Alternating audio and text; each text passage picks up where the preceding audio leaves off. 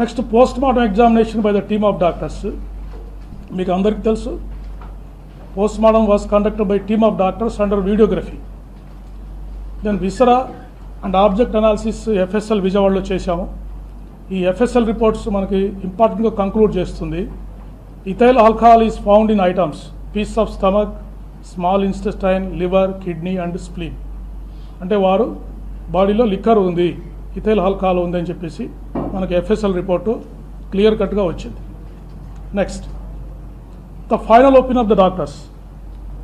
వారు cause of death is due to head injury and multiple injuries due to consumption of alcohol అని వారు clear కట్గా ఇచ్చారు.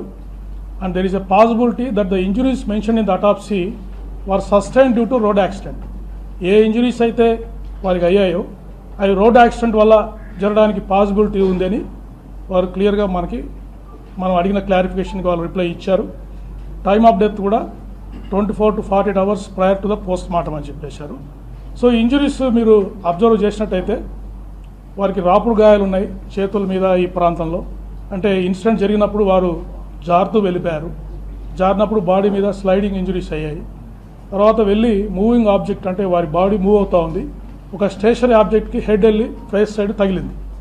దానివల్ల ఇన్స్టెంట్ డెత్ అయి ఉండొచ్చు అని వారు డాక్టర్ గారు మనకు చెప్పడం జరిగింది. That indicates a clear cut road accident injuries.